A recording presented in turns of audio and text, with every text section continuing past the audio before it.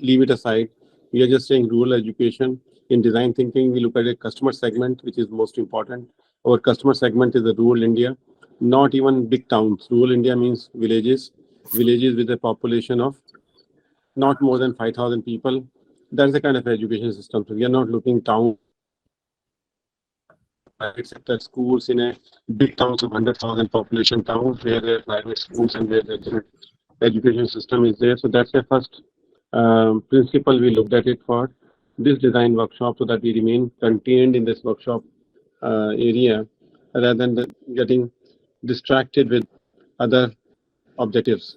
Second is we are looking for models and the insights of the model that more than the number of impact one has created. So it's not about the quantity of the people created impact, but we want to listen to them, something your insights and your observation and the model, what you are doing. So model means what is the which customer segment you are offering the service, and what are your insight on that segment, and how are you creating a value proposition for that segment, and what are the channels you are using for reaching out to the students. So these are the part of the model. Model consists of customer, model consists of value proposition, model consists of insights, and model consists of channels through which, and then the resources also. The fifth element comes resources, that who conducts this model, how it takes it up, whether it's scalable, uh, by a certain facilitator,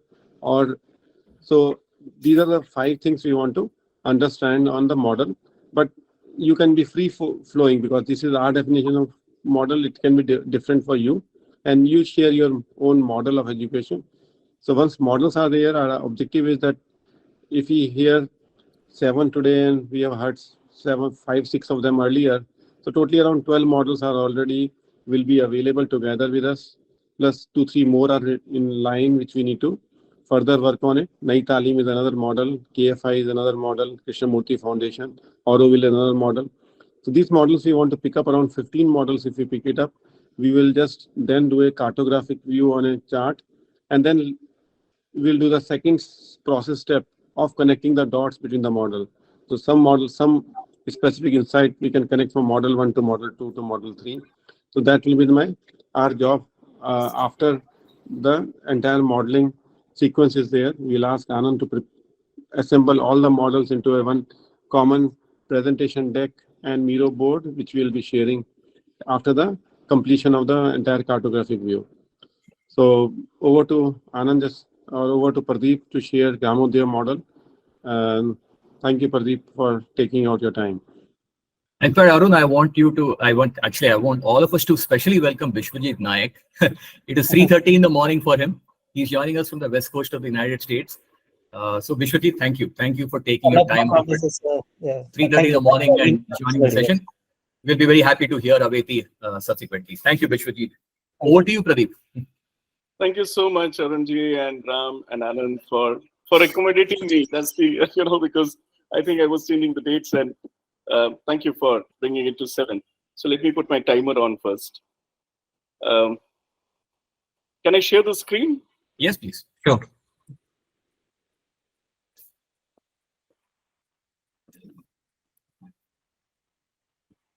Okay, is it visible? It's coming up, Pradeep. Yeah, it's coming up. Yeah. Okay, great. So let me begin. I'll have to really rush through because there are 18 slides and I'll have to really rush through. So please read between the lines. I'll try to do as fast as possible. Okay, so we started with the basic question of rural education is for what? Because what is the objective of rural education? And we try to take a different perspective of it. I'll quickly jump down these slides. So according to us, the aim of education was to acquire knowledge, skills, and values to become an independent, responsible, and confident citizen of the world, period. Independent means in every way, economically, socially, in every way. Then we try to see that what are the challenges being faced by mainstream education in rural India today. Most of the points that I've put up here are the anti-patterns which were discussed in the last workshop. So I'll not repeat them, but you can quickly, take a look at all of them, and then we'll come back to these slides if you want them particularly. Moving on to what is happening in the Indian education today, this is a very important one because mainstream rural education, it focuses primarily on passing examinations, creates career aspirations for engineers, doctors, police, IAS, and government jobs, looks down upon rural professions meant for the uneducated and leading to poverty. And I'll give a very simple example here that when a child reads a Hindi book for the first time in his life, the first story, the first sentence of that begins with "Ek gaon mein ek garib kisan rehta tha," right? And this is a general trend. So we look down upon that profession right from the first line itself, and this is being given to rural education as well, rural children as well. It basically the mainstream rural education presents urban areas and amenities as examples of development, shows migrated achievers as successful. Most children drop out after grade 8, and only 23.5 students take higher education. The rest migrate as labor or stay back there. On the contrary, what is happening to rural development education? It is designed to groom youth towards rural development, also sees development from an urban perspective, infrastructure, facilities, etc., sees rural populations from a deprived and unprivileged lens. Minimum qualification required is a graduate.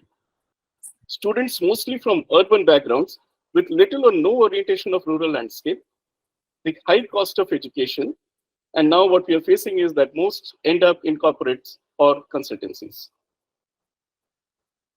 So the problem is that urban-centric education is being given to rural students and rural development education is being given to urban students for the past 75 years. The result is rural students taking higher education and urban students doing rural development, both of them following the professions, is not more than 25%. Now, what are the assumptions when such a kind of a system was designed for rural education? The assumptions were that either no or very few opportunities of employment exist in rural areas. Rural development can only be understood and learned by the educated, minimum graduates. Economy is concentrated in urban areas and should flow to rural areas because rural is poverty. And urban markets should be focused and tapped to sustain rural livelihoods. So these were the assumptions on the basis of which this entire education was being given. What's the reality? The reality is that development sector cannot find rural development professionals locally and thus have many unfilled positions. Rural populations know better what is development for them and how they want to live, but we never ask them. Rural economy is strong but not equally distributed. Limited resources are exploited and abundant resources are wasted. And rural markets are entirely captured by urban producers and distributors. What was the new perspective we took? We said that if rural students have such potential that they can take urban-focused education and profession, can't they take rural development education and profession too? Will this not fill the gaps in regular education, reduce school dropout rate, get students employment locally, and create a backbone of rural development professions available locally? So we tried to create a solution.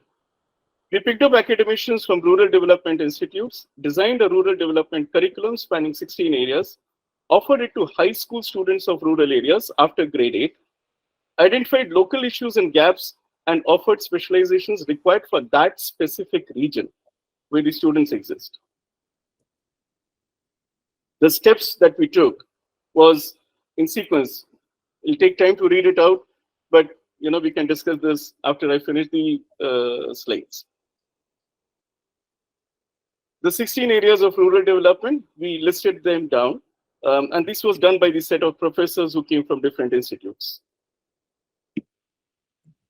What are the salient features of Gramodaya? Collaboration with institutes and development sectors, collaboration with CSOs and government welfare projects. It's a 2-year full-time course after grade 8, double certification by IGNOU and Gramodaya. Gramodaya is not a kind of a university or anything, but just a certification can be given. Either free education or nominal fee-based education, compulsory orientation of rural areas, flexible curriculum, 16 areas of specialization.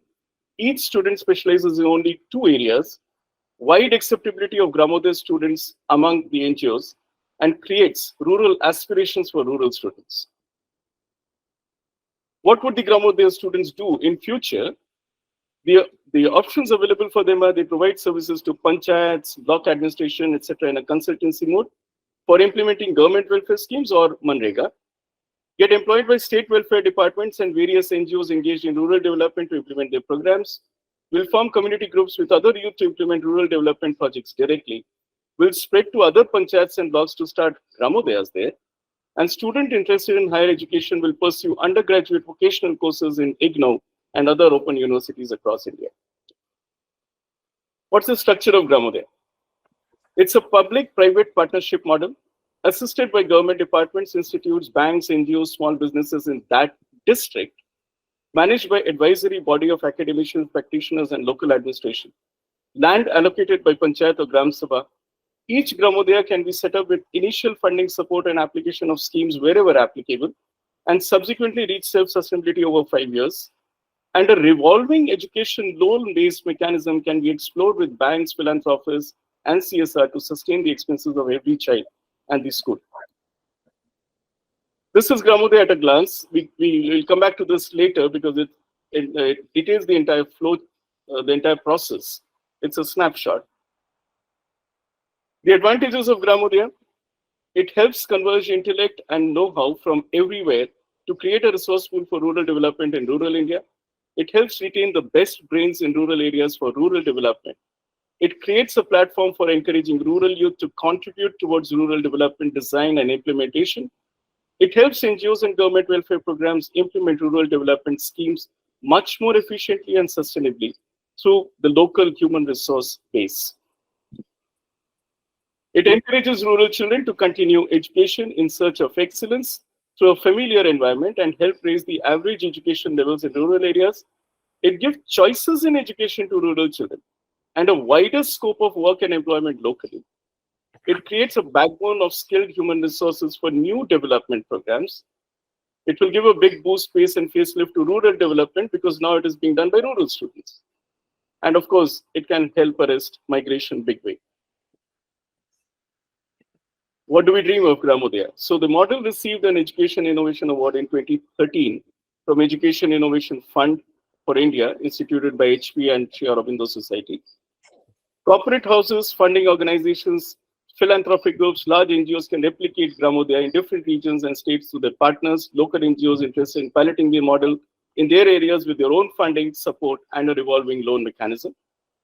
Together, let us create a human resource backbone of rural development professionals in rural India so that rural development happens effectively, efficiently, and sustainably.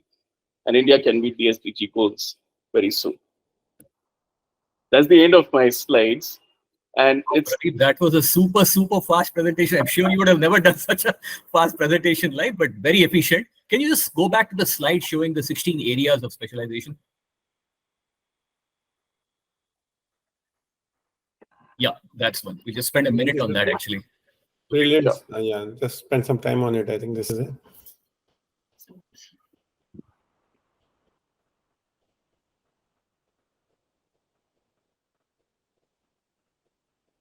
So this RAM is a D1 to D7 basically.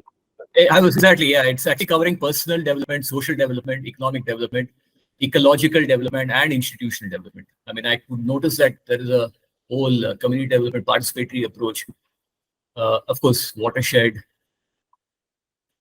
biogas, horticulture, animal husbandry, And pisciculture. And you know, Ram, we actually picked up the curriculum that is most of them is available with the rural development institutes, and there are a lot of certificate courses offered by IGNOU. So we mixed and matched, the two to create these 16 areas, and there can be bifurcation further in these depending upon, but these are the areas of specialization.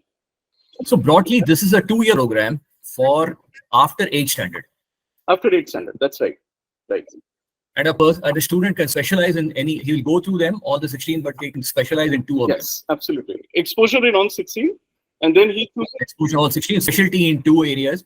Probably there'll be a deeper dive. There'll be more experiential learning in 2 areas. There'll be more. Yeah, okay, I get it. And how is the content? How deep the content is? So content is also locally created, because the content also depends on what is the local situation there. For example, if it is a very, very arid zone, then a watershed development has to be done in a very different way than a kind of just rainfall fed zone. Okay. So it is absolutely locally oriented, and the curriculum is, I would say, 50% designed by us, which is basically the framework, and the rest 50% comes from the organizations who are actually doing the work there. So the NGOs and the government welfare departments who are actually doing the work, they bring in the rest 50%, that this is what should be included, this is what should not be. That's how it is. It's absolutely locally relevant one. And this is a IGNOU certificate is recognized as a 10th standard for the student? So 10th standard student can get the, not the IGNOU, but the NIOS certification, which is now also available in vocational areas. Okay. Not all of them have the certification through NIOS, but then, you know, those certifications that are available can definitely be taken.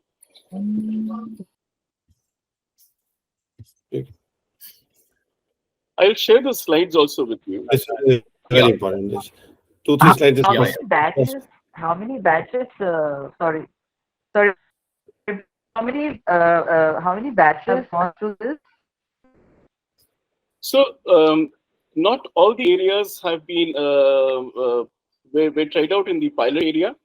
So not all the areas of specialization. So primarily the health services, that was one area which actually came from one of the hospitals locally there, who came to, you know, offer the paramedic services to the villages, and they were absorbed also. The students were absorbed by them as well. And there was one more on the watershed development, which was started there because that zone was a very, very arid zone. So these are the two areas that were targeted at that point of time when we were doing the pilot. And so that went on for about a year. And then it continued for the next year with the health one in particular. And there was some kind of fund government department. So, you know, they could not continue the watershed thing because that was being done by the government department themselves. And this curriculum can be embedded into a additional elective in 9th or 10th standard curriculum based on the 16th area of specialization. We may consider how do we incorporate into 9th, 10th, 11th, 12th curriculum. If CBSE we can look at it. Maybe we need to influence AICT. But this area, 16 area is very well identified, which is relevant for them. Right. Okay. There are no other questions. We'll go into the next. Thank you, Pradeep, and probably there will be some discussion points a little later coming backward, but we'll move on.